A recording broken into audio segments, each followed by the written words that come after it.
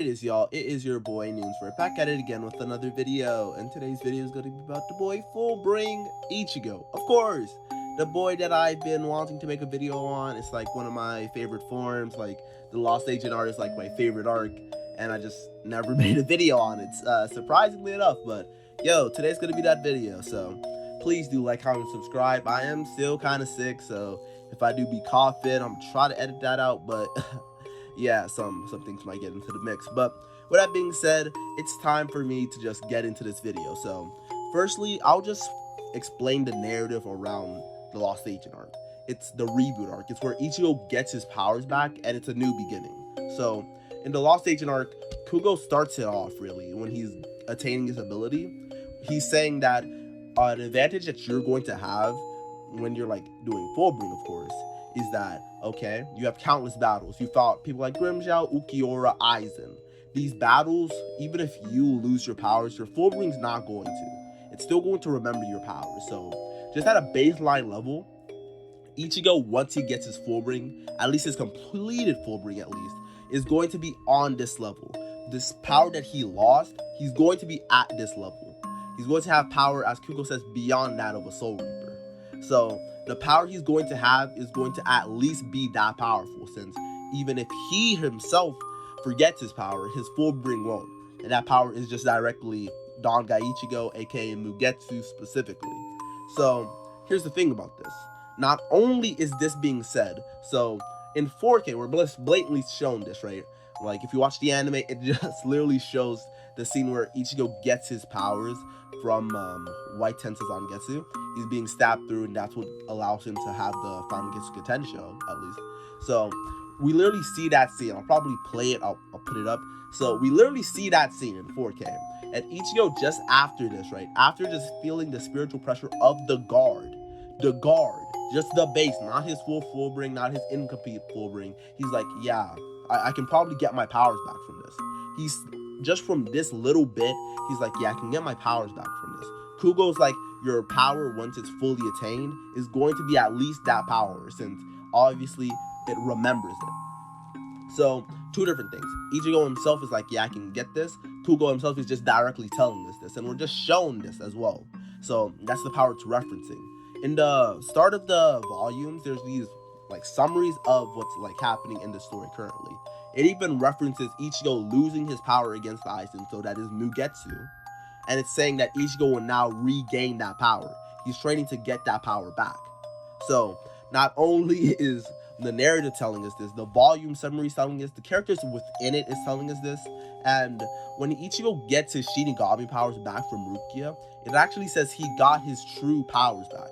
So, if you want to say at that point in time, that's when he's truly got his Mugetsu powers back, you can. However, just from the narrative of Fullbring alone, it should be that his Fullbring itself is that powerful, and his Shinigami powers is just that amplified, since obviously it's just Fullbring plus his Shinigami powers, just amplified now. The Shinigami powers is just more abundant. So, then there's other things, such as Tsukishima. Tsukishima directly sees Dangai Ichigo and Mugetsu. He sees the fight with Aizen. Arguably, he even partook in the fight with Aizen. In the scene that we see with him, it's after he uses Black Coffin, and he teleports away after Ichigo slices him. So, just off of that, just with that alone, it's just that Ichigo, right, who is in this like level of power, this ascended state, is fighting this person. Tsukishima is right there next to him. He's right there with him. And he's still like, yeah, you're regaining your powers. And when Ichigo actually completes his Fullbring, he's like, you've regained this power. Like, you're several times more powerful than I expected. You're faster as well. It's even beyond what he expected. He's already seen Dangai Ichigo, by the way. He's fought alongside him. So it's like, Tsukishima wouldn't know how powerful this version of Ichigo is. And he's still like, you're beyond this. So Genjo tells us this just by the narrative of Fullbring. Ichigo's confident. Chad even's like, nah, I can't be doing this. I can't be like telling Ichigo this, getting Ichigo worried, because he doesn't have his powers back. Tsukishima himself, who literally has fought alongside him, seen this power, is like, nah, this power you have right now, it's even beyond what I expected. Surprise! But what truly puts the nail on the head, what truly is just the GG no read, is that Yuha tells us this in 4K.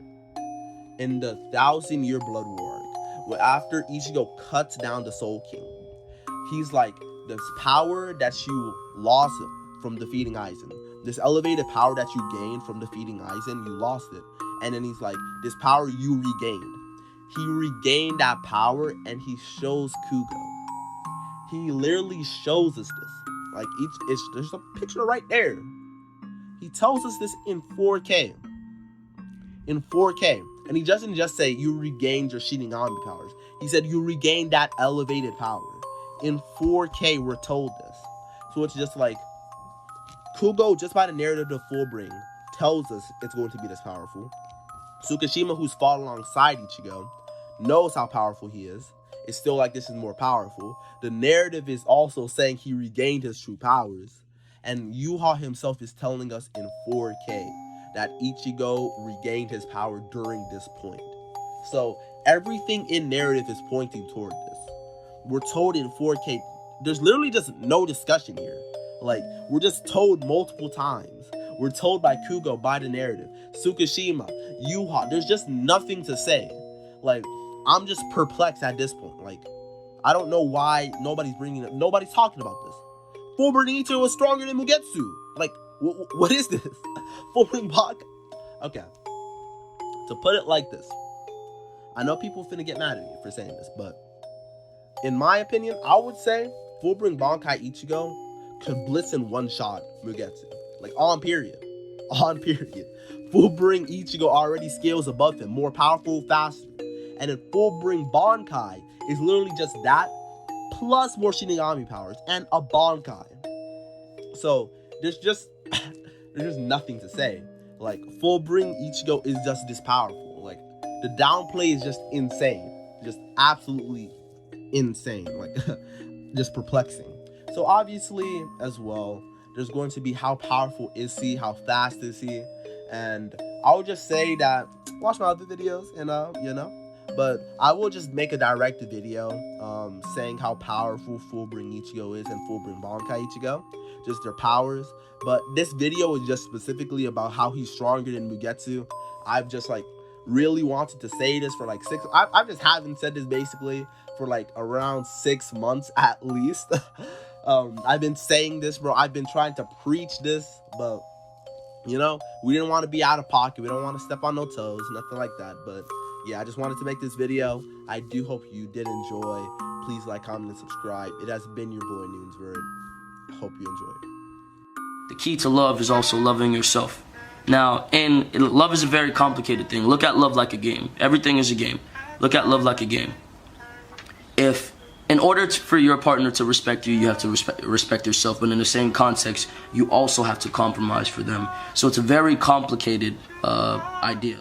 I was disappointed because obviously no one will be able to compromise for me fully, because I would give my all and put my all into things, and I would just never be compensated for the love I would give. So as far as compromise, for one, don't put your pride in the fucking relationship. The shit doesn't work. It makes the shit harder than it needs to be. It makes it complicated. It makes everything hard.